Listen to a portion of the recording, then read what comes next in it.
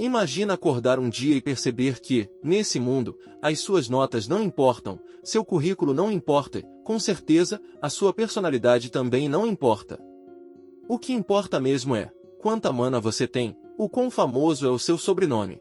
E se algum deus cósmico tem você na lista de seguidores.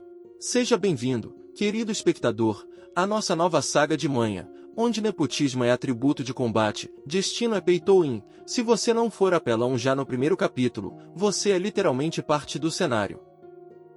Mas calma, a gente não veio despreparado. Temos reencarnação, academias de elite, famílias de clãs, deuses, constelação e um protagonista que dá só com engenho talentoso até a pessoa repensar o sentido da própria vida. Então pega um lanche, sacrifica uns neurônios pro algoritmo e bora entrar de cabeça nessa história. Começamos em um mundo onde poder é moeda, famílias são marcas, e se você não tem mana, dinheiro ou um sobrenome que assusta as pessoas, você basicamente é decoração de fundo.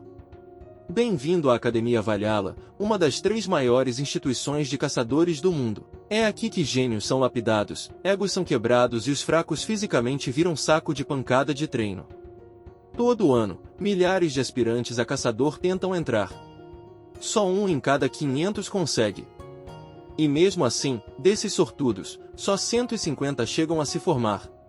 Ou seja, bem parecido com a vida real, injusto, estressante. E provavelmente você não é o protagonista.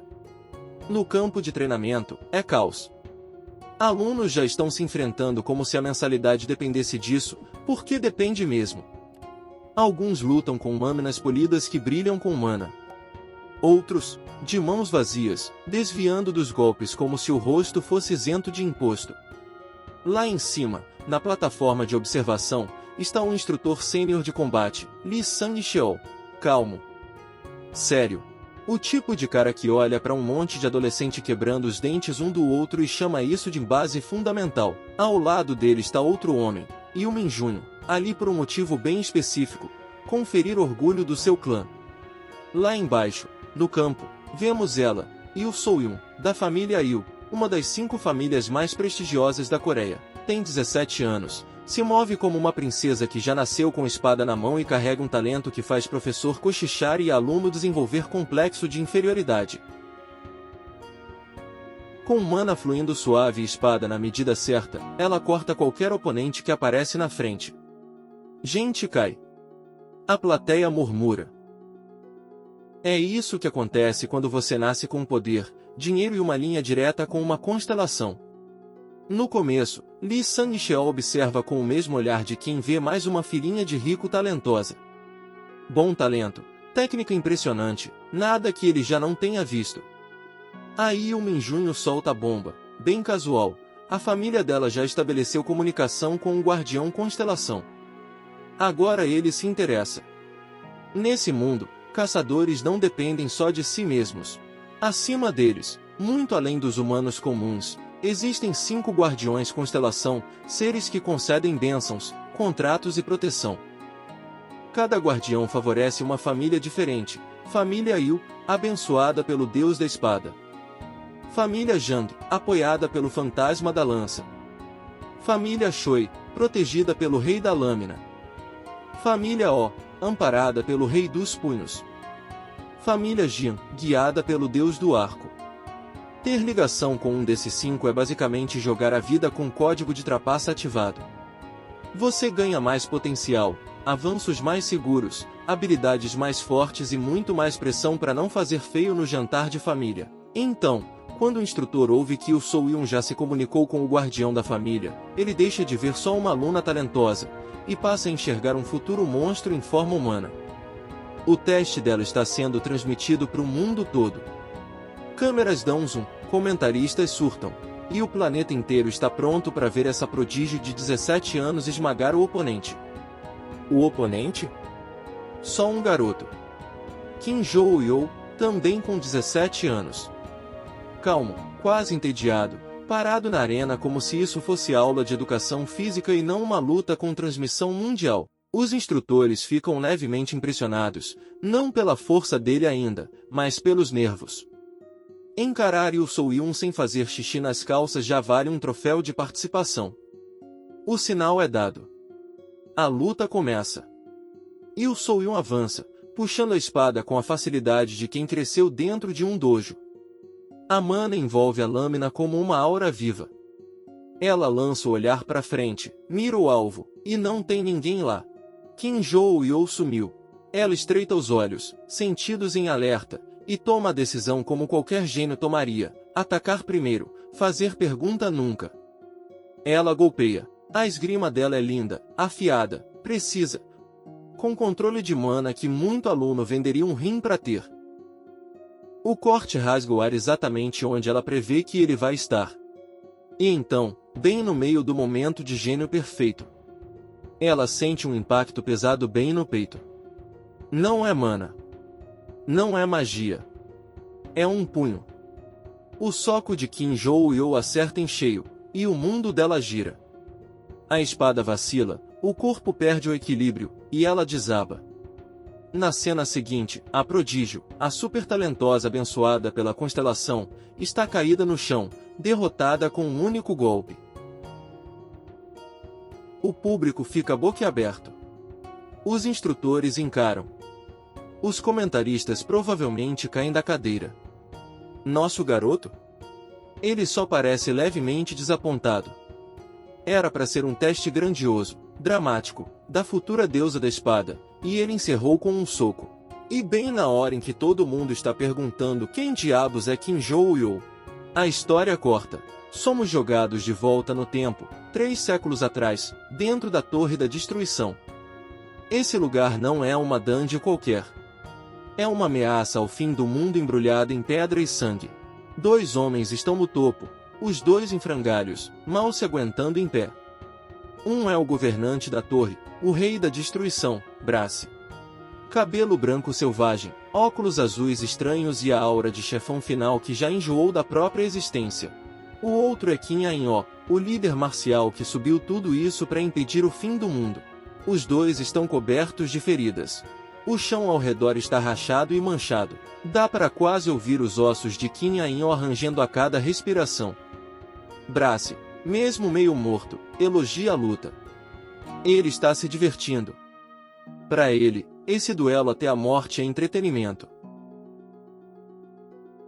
Kim Ain-oh, arfando, admite o mesmo. Foi uma boa luta. Talvez a melhor.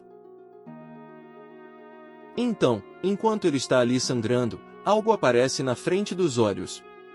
Um painel translúcido. A Torre da Destruição e seu governante Brace foram derrotados. A aniquilação do mundo foi interrompida. Kim Ain-oh solta uma risada quebrada. Ele conseguiu. Ele realmente salvou o mundo. E agora a torre está desmoronando em cima dele. Rachaduras gigantes abrem na pedra. Toda a estrutura começa a desabar por dentro. Escombros caem como chuva. Kim Ain-oh cambaleia, segurando o ferimento, assistindo a paz conquistada a duras penas literalmente cair sobre sua cabeça. Desde criança, ele lutou como uma fera, trabalhou como caçador e carregou nas costas a sobrevivência da humanidade. Sonhava em passar o resto da vida com conforto, dinheiro, fama, um travesseiro que não tivesse cheiro de sangue de monstro.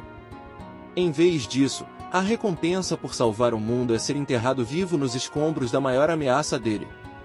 Ele faz uma careta, pensa por um segundo que devia ter trazido os discípulos. E logo em seguida percebe a idiotice disso. Se eles tivessem vindo, todos teriam morrido ali. O homem com quem acabou de lutar, Brace, era assustador. O inimigo mais forte que ele já enfrentou. Ele fecha os olhos, ergue uma mão num meio aceno de despedida pro mundo e espera o fim. O corpo se desfaz em meio aos destroços que caem. A Torre da Destruição rui junto com ele. Ele abre os olhos. Sem torre. Sem escombro. Sem morte. Está deitado em uma cama. Em outro tempo. Em outro corpo. 300 anos se passaram. Kim Ain-oh reencarnou, em um jovem chamado Kim Joo-yeol. O mundo mudou. Caçadores estão por toda parte. Existem academias, constelações são uma coisa real. A humanidade sobreviveu e evoluiu.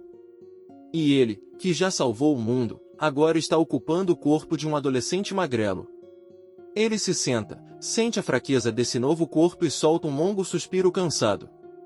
Por outro lado, o conhecimento, a experiência e as técnicas dele continuam lá. O corpo é ruim, mas a mente?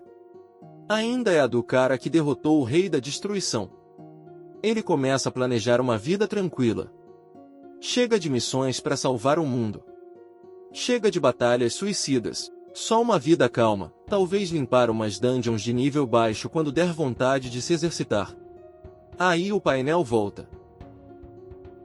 Uma notificação translúcida aparece na frente dos olhos. A Torre da Destruição reaparecerá em 5 anos.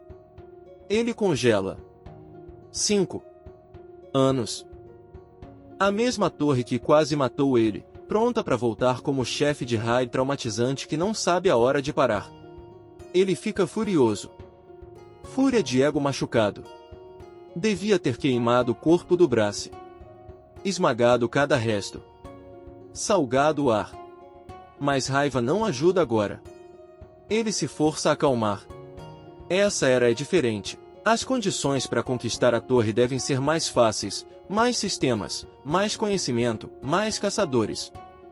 E, dessa vez, ele não vai morrer como herói trágico. Dessa vez, ele quer viver bem. Não, melhor que bem. Ele planeja vencer, sobreviver e aproveitar a paz que ganhou 300 anos atrás. Outra linha aparece no painel. Armas e memórias perdidas podem ser encontradas na sala da constelação de Valhalla, terceiro subsolo. Agora sim. Ele já sabe o que tem que fazer. Avançamos pro presente. É o 4º dia na Academia Valhalla. Hoje, o ranking dos 10 melhores vai ser decidido. Basicamente a versão escolar de revelar o tier list, ao vivo, violento e humilhante. Nas arquibancadas, os espectadores gritam. Os instrutores assistem lá de cima. A arena inteira vibra de expectativa. Lá embaixo está Kim Joo-yeol, no corpo novo enrolado no uniforme padrão, com a mente de alguém que já socou deuses. Esse é o primeiro passo dele, subir no topo de Valhalla, conseguir acesso à sala da constelação, recuperar as armas e memórias antigas e começar a se preparar pro retorno da torre. O anunciador chama o oponente, Ozzy-yuki, filho mais velho da família O, 17 anos. Ele não é estrategista. Não é nerd de livro. Não é gênio das artes marciais. O que ele é um bug biológico. Nasceu com um físico absurdo, que só de existir já fica mais forte. Mesmo com quase nenhum treino, o corpo dele já é de nível alto. Outros suam sangue por uma fração da força bruta que ele tem. Ele entra na arena de cara fechada, maxilar travado, olhos cheios de ódio. Na frente dele, Kim Joo-yeol levanta a mão e mostra o dedo do meio. Dedo médio. Atitude total. Zero hesitação. A arena fica muda. O cérebro de Ozzy-yuki demora um pouco para processar esse nível de falta de respeito. A cara dele fica vermelha, e ele avança aos gritos, despejando insultos, veia saltando. Nosso deus marcial reencarnado analisa a situação enquanto caminha. Esse corpo é fraco. Oponente fisicamente superior. Se eles forem só pro soco bruto, ele perde na força. Mas força não é tudo. Ozzy-yuki avança como um caminhão humano, músculos explodindo, punho armado para um golpe que poderia quebrar pedra. Ele golpeia. Kim Joo-yeol só inclina um pouco a cabeça. O punho passa a um fio de distância. A plateia solta um ó. Ozzy-yuki nem entende o que aconteceu. Ele tinha certeza que ia acertar. Jogou todo o peso no soco, deslocou o corpo todo para frente. Era para ter impacto, dor, alguma coisa. Em vez disso, ele está completamente exposto. E aí percebe o erro real, esqueceu que inteligência também é atributo. Kim Joo-yeol gira a perna, varre os pés de Ozzy-yuki e o crava no chão como se estivesse derrubando o cachorro barulhento. Ozzy-yuki tenta levantar, tonto, sem entender nada. Não dá tempo. Um único golpe preciso acerta o torso dele. Nada chamativo. Nada dramático. Só perfeito. Os olhos dele viram. Sangue escapa pela boca. O corpo amolece. Cai. Um abate limpo. Kim Joo-yeol se endireita, ajusta a postura e comenta, para si mesmo, que sem harmonia entre observação e controle corporal, um resultado desse seria impossível. Sim, o corpo novo é mais fraco que o antigo. Sim, em termos de status bruto, ele deveria ser inferior. Mas com artes marciais perfeitas, experiência e timing, ele transforma a desvantagem em humilhação completa. Ele sai andando em direção à saída, deixando a plateia em silêncio absoluto.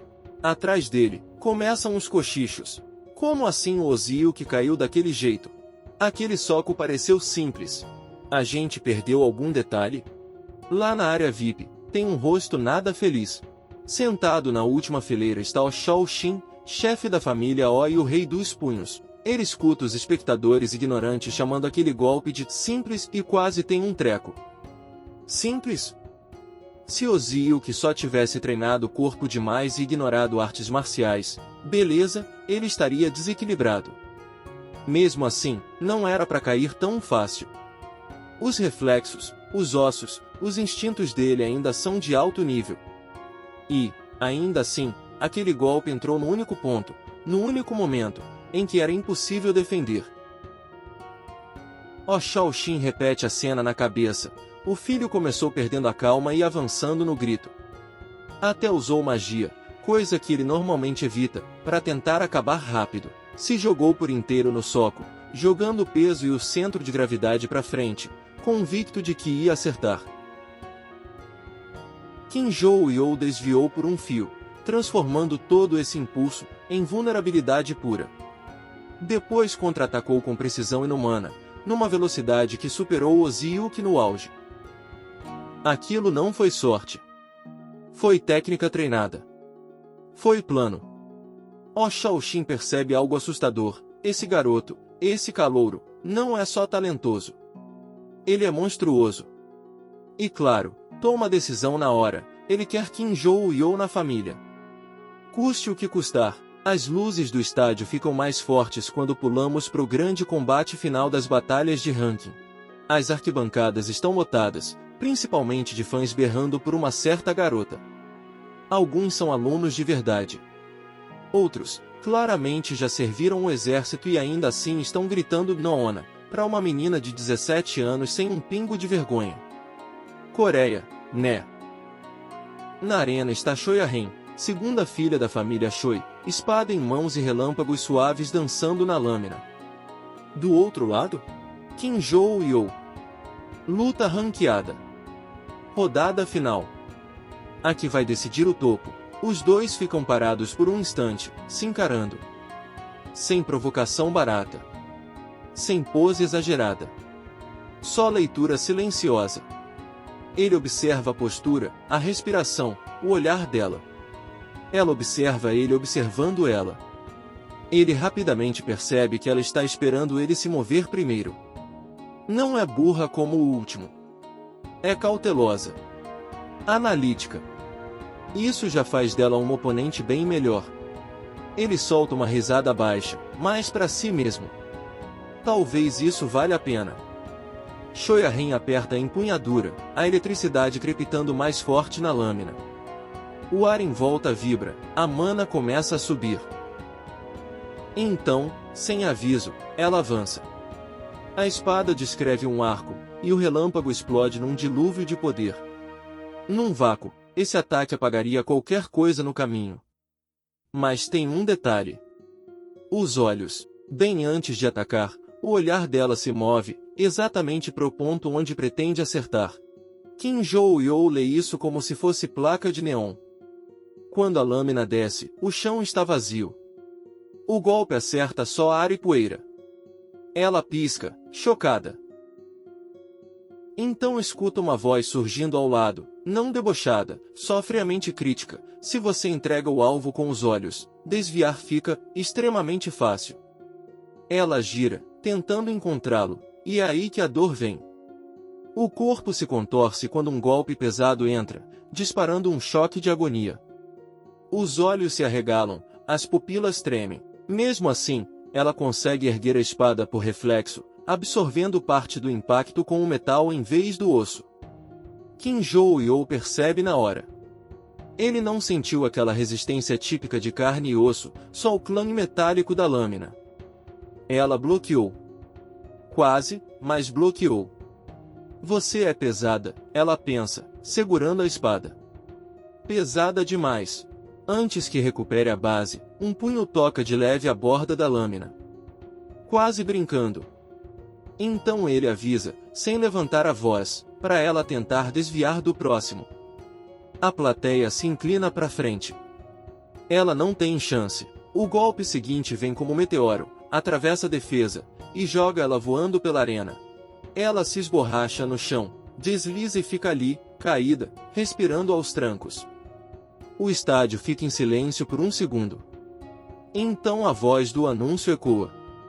O ranking está decidido. Kim Joo-yeol, primeiro lugar.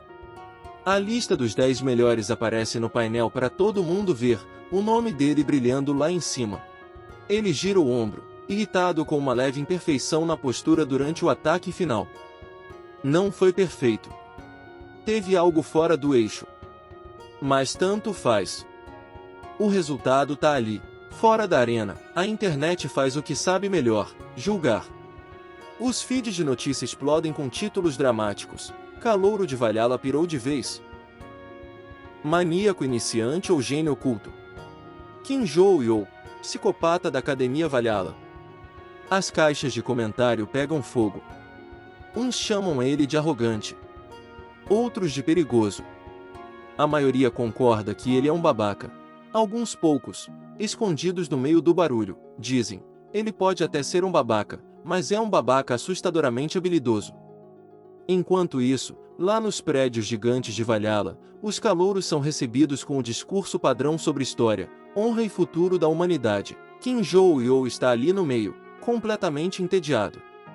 Ele não veio pela escola. Veio por uma coisa só, a Sala da Constelação e o que foi prometido lá, armas perdidas e memórias perdidas. Quando a cerimônia termina, ele nota um garoto tímido parado atrás dele, evitando olhar direto. Kim dá uma olhada de lado. É a apresentaçãozinha no exame de entrada, com certeza colocou um alvo nas costas dele. Fama, infâmia, dá na mesma. Mas por enquanto, tem algo mais urgente. A mensagem do painel sobre a Sala da Constelação. Ele precisa chegar no subsolo. Logo, os alunos da turma dele estão alinhados na frente da sala de simulação de combate virtual. O instrutor do dia é Kim Lee-gon, esse instrutor-chefe de Valhalla e agora condenado a cuidar de meio-deuses adolescentes hormonais. Ele olha a lista de alunos e franze a testa. Il Soo-yun da família Il. Choi A-ren da família Choi. Ozi-yuki da família O. 3 das 5 grandes famílias, na mesma turma. E, de brinde, Kim Joo-yeol, o louco que acabou de esmagar 2 deles na frente do país inteiro. Ele suspira por dentro. Então é essa sensação de estar ferrado. Sobe ao pódio, sorri com cara de professor responsável e se apresenta, instrutor-chefe, líder da turma, etc. Aí aperta um botão. A sala some. Os alunos de repente estão em um campo aberto gigantesco. Grama. Céu. Espaço. E um monte de monstros. Orcs e goblins rosnam na borda da barreira que os cerca, balançando armas toscas, olhos brilhando de sede de sangue. Gritos estouram na hora. Kim Lee-gon apoia a mão na espada, pensando quanta intenção assassina deve liberar para dar um susto. Quer que eles entendam o que é perigo de verdade, mas sem morrer de fato, claro. Um orc verde enorme se joga contra a barreira, garras avançando. Bate na parede invisível e para seco. O instrutor relaxa. A simulação está funcionando direito. Eles estão seguros, por enquanto. Os olhos dele vão direto para o único aluno que não está em pânico. Kim Joo-yeol. Perfeito. Kim Lee-gon chama ele até o pódio. Kim caminha numa boa, mãos nos bolsos, como se tivessem pedido para responder uma conta de matemática. O instrutor aponta para a horda de monstros do lado de fora e pergunta, sendo bem sincero: Você acha que consegue lidar com todos eles sozinho? Ele espera que o garoto hesite, depois sacuda a cabeça como alguém com bom senso. Afinal, a maioria ali nunca viu monstro de verdade. Esses são simulados, claro, mas parecem reais o suficiente. Dentes, garras, pesadelos completos. Ele observa o rosto de Kim, pronto para dar aquele discurso compreensivo quando o garoto disser não. Em vez disso, Kim só pensa. Não de medo. De cálculo. O instrutor clica a língua, irritado. Para de fingir que está considerando e responde não logo, ele solta, impaciente. Assim a gente segue com a aula. O canto da boca de Kim se ergue num sorriso mínimo. Esse sorriso deixa Kim Lee-gon com uma raiva irracional. O garoto responde, calmo, sim. Ele consegue cuidar deles. De todos. Sozinho. O instrutor olha para ele como se tivesse acabado de ouvir alguém dizer que aguenta fazer supino com um dragão. É blefe? Delírio? Ou aquela arrogância mortal que vem junto com talento de verdade? Muito bem, então. Se você está tão confiante, diz Kim Lee-gon, prove. Ele tem certeza que vai ver o garoto ser colocado no lugar. Kim Joo-yeol não sai correndo da barreira direto. Primeiro, vira e pergunta, tem recompensa? Como é? No primeiro dia de aula, cercado de aluno gritando e morte simulada, esse garoto tá negociando como se estivesse numa reunião. Agora o instrutor presta atenção. Pergunta o que ele quer. Se ele limpar todos os monstros, Kim diz, o instrutor tem que atender a qualquer pedido dele, desde que esteja ao alcance. Kim Lee-gon pensa. É ousado. É idiota. Mas lembra ele da própria juventude. E, além disso, ele não acredita que o garoto vai conseguir. Ele aceita. Então Kim só levanta a mão e manda, seco, então me dá uma espada. Não vou lá para fora de mãos vazias. Justo. O instrutor desembainha a própria lâmina, arma básica, nada encantado, nada especial, e entrega. Kim Joo-yeol segura a espada, testa o peso, sente o equilíbrio, a expressão suaviza num quase nostalgia. Faz 300 anos que ele não pega uma arma de verdade. Hora de ver se o corpo lembra. Kim atravessa a barreira. Os monstros reagem na hora, rugindo e avançando como onda de dente-aço. Dentro das cápsulas, os alunos assistem prendendo a respiração. Yu Soo-yun, Shoya-ren, Ozi-yuki. Todos com os olhos grudados nele. Ele se move. Para olho destreinado, parece simples. Um passo. Um corte. Um monstro morto. Outro passo. Outro corte. Mais um monstro cortado no meio. Mas para Kim Lee-gon, que já lutou de verdade, que sabe o que é técnica refinada, é assustador.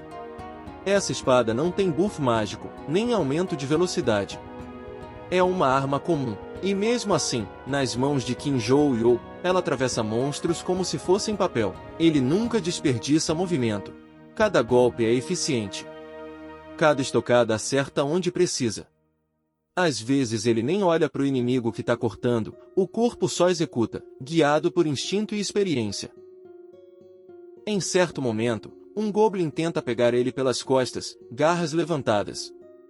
Sem nem virar por completo, Kim muda o centro de gravidade, ergue a espada por trás e bloqueia no tempo exato. Depois gira, usando o próprio impulso do goblin para empurrá-lo na direção de um orc, empalando os dois num movimento só. Lá dentro, os alunos passam de assistir horrorizados, a assistir em silêncio respeitoso. Yu Soo-yun encosta a mão no vidro da cápsula, olhos arregalados. A frustração de Shoya-ren se dissolve em um respeito tenso. Ozi-yuki só encara, tentando entender como a mesma pessoa que humilhou ele no ranking está tratando um campo cheio de monstros como aquecimento. Kim Lee-gon observa, chocado. Ele não sente nenhum boost de mana especial, nenhuma habilidade chamativa. Só domínio absoluto de artes marciais com um senso de combate ridiculamente otimizado. Parece que a espada está engolindo eles, ele pensa. Ele tinha dado uma espada inútil. A espada nunca foi tão irrelevante. Em determinado ponto, conforme a pilha de monstros mortos aumenta, uma sensação estranha toma conta dos alunos. Não é só medo. É aquela voz interna dizendo: talvez eu devesse prestar atenção. Talvez eu tenha que lembrar desse cara. Sabe aquela sensação? Quando o universo enfia uma pessoa, uma história, bem na sua frente e sussurra: ei! Esse aqui importa. Não passa por cima. Às vezes, o destino não grita.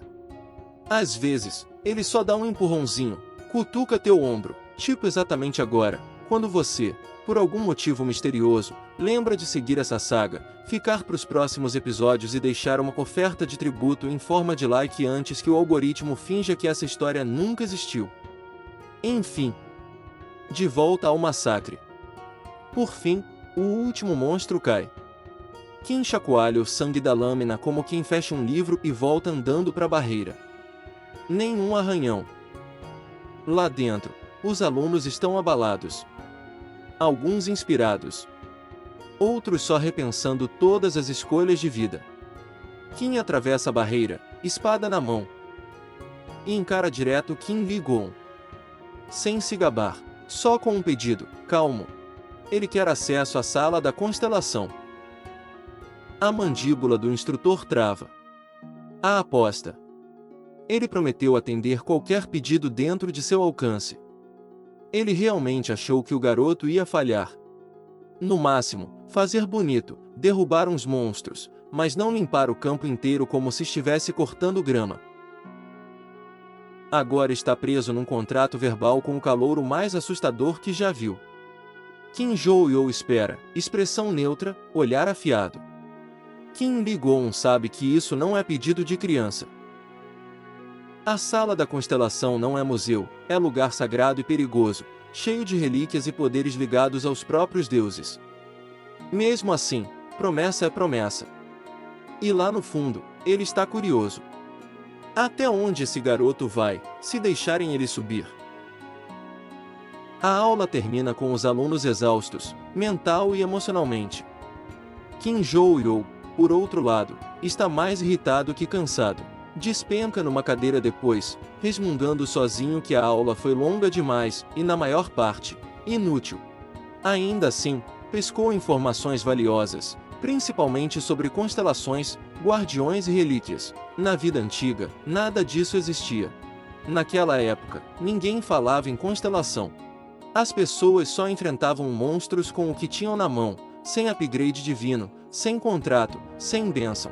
Agora, quem acumula poder, influência e dinheiro bastante pode subir a algo próximo de divindade, virando constelação ligada a caçadores.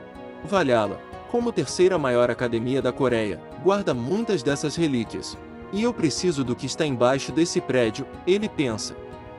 Técnica de espada, matar monstro? Isso é rotina. Mas relíquia? Isso muda tudo. Ele está no meio do caminho pro dormitório quando sente algo. Uma presença atrás. Ele se vira. Parada ali está uma garota de cabelo branco, olhos fixos nele. Ela não diz nada de imediato. Ele também não. Os dois ficam se encarando em silêncio. Por fim, ele quebra o gelo. O que você quer? Ela respira fundo e fala sem rodeios. Quer que ele ensine espada para ela. Não qualquer esgrima, quer o jeito que ele luta. O jeito que se move. O que quer que ele tenha usado na arena para esmagar Shoyarin e Oziyuki, e de novo hoje contra os monstros. Ela quer aquilo. Ele pisca. E responde, não. Ela trava, sem reação. Pergunta o motivo. E ele dá a resposta mais simples e honesta possível, porque eu não quero. Sem desculpa. Sem enrolar, sem tô ocupado. Simplesmente zero vontade. Ele vira as costas, pronto para ir embora. Então ela suaviza o rosto, olha direto nos olhos dele e pede de novo. Por favor. Por um segundo, a atmosfera muda. Em outra história, esse seria o momento em que o protagonista amolece. Em que ele fica fofo, aceita, e começa aquele ar com mestre e discípula. Não aqui. Kim Joo-yo nem se mexe. Repete, mais afiado, ele não quer ensinar. Ainda joga uma provocação, perguntando se ela é surda e mandando parar de seguir ele. E sai andando, deixando a garota parada, sozinha, ombros caídos, olhos no chão. Para quem está assistindo, ela parece uma coitada. Para ele, é só mais uma variável tentando se pendurar na linha do tempo dele. Não tem espaço para discípulos.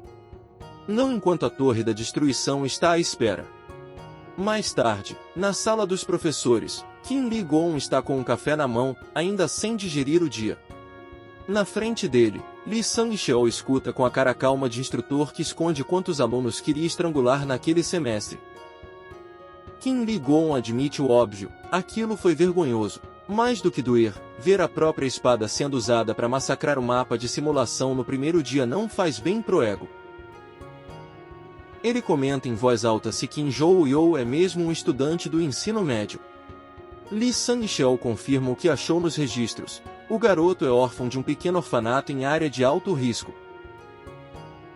Sem família rica. Sem sobrenome poderoso. Sem patrocínio prestigiado. E aparentemente sem talento nenhum, para ser normal. Kim Li-gon fica chocado.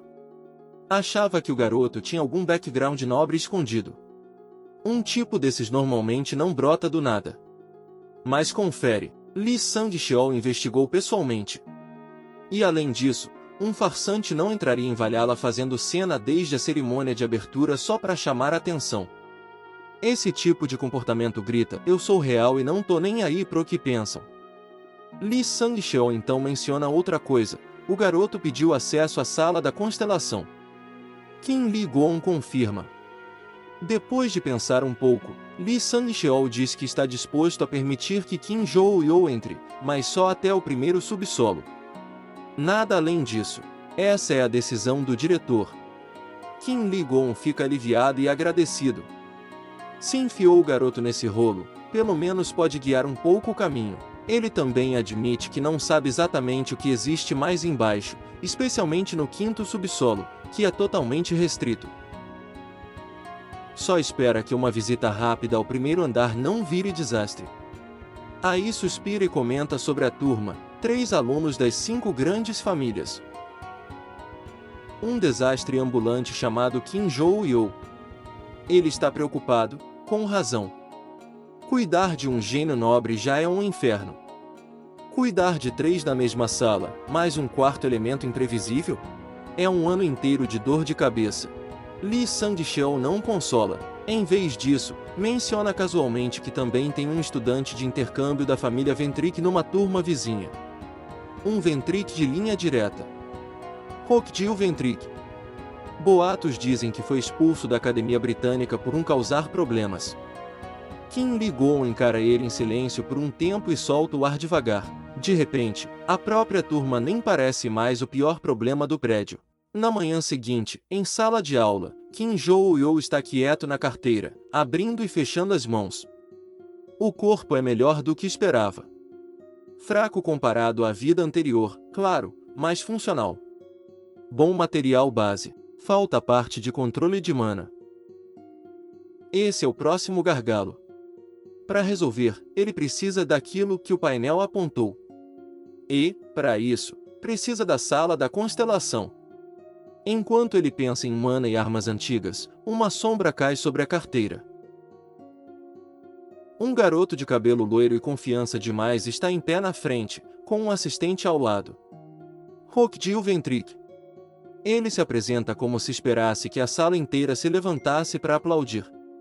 Na cabeça dele, a família é lendária, o status é intocável, e todo o resto é NPC atravessando a cutscene. Ele pergunta se Kim conhece o nome Ventric. Kim pergunta, calmo, quem é você? Só isso. Sem inclinar a cabeça. Sem demonstrar respeito. Só a pergunta. Hokjil recebe isso como ataque pessoal à própria marca. Força um sorriso e começa o discurso. A família Ventric, diferente de outros clãs, fez uma escolha única em relação às constelações. Em vez de fechar contrato direto com um guardião e arriscar envolver divindades temperamentais, eles assinaram com outro tipo de entidade, alguém perigoso, poderoso, mas não exatamente uma constelação.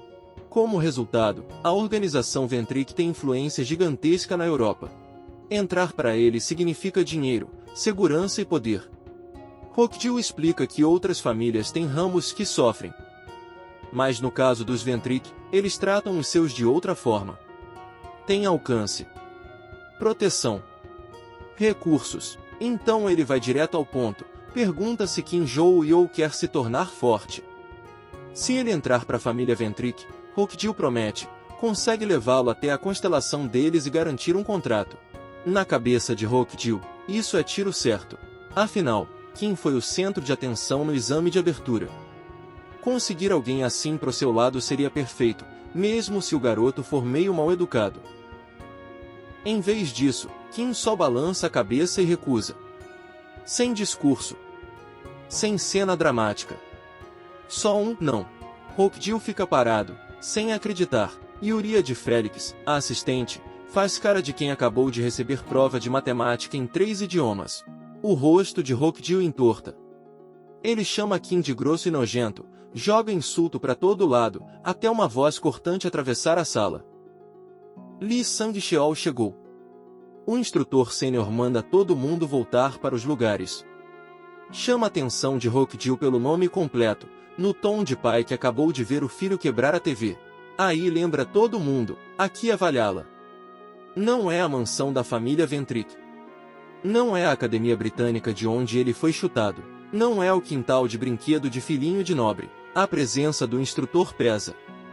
Rockjill rende os dentes, obrigado a obedecer. Volta pro lugar com o servo, fervendo por dentro. Ele jura que um dia vai fazer Kim pagar por isso. Kim só observa com os olhos avermelhados, completamente indiferente. Mais um nome adicionado à lista de problemas futuros. As aulas finalmente acabam. Kim Jo-yeol sai do prédio irritado por ainda não ter aprendido nada útil sobre o Salão da Constelação.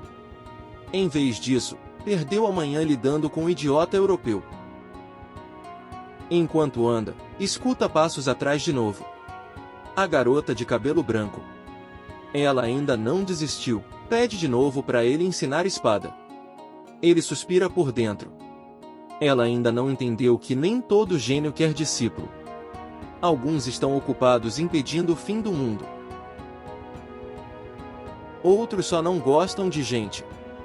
Ele é os dois. Ele recusa de novo. Ela parece magoada. Ele não cede. Lá atrás, em um dormitório de luxo nos andares superiores, alguém também não está lidando bem com rejeição. Em um dos quartos mais caros de Valhalla, o lustre balança violentamente. Por quê? Porque Rockjill Ventric está tendo um chilique completo. Ele quebra tudo. Móveis, vidro, o que tiver na frente. O ar de estrangeiro elegante sumiu faz tempo, agora é só um rico mimado em crise. Ele grita sobre como um órfão qualquer ousou recusar ele. Como um coreano insignificante humilhou Rockjill Ventric da família Ventric. Yuria fica ao lado, quieta, assistindo o show, claramente acostumada. Rockjill finalmente para, arfando, e dá a ordem, chama o Dazara. Ele quer que alguém resolva uma certa pessoa. Essa pessoa, claro, é Kim Jo-yeol. Na cabeça dele, é simples. Foi expulso de uma academia de elite, foi encaixado em outra. Acha que o universo deve uma vitória para ele, mas o universo colocou um protagonista no caminho. Azar o seu, Rockjill. Você acabou de comprar briga com um homem que matou o rei da destruição, e ainda reencarnou porque não tinha terminado o serviço.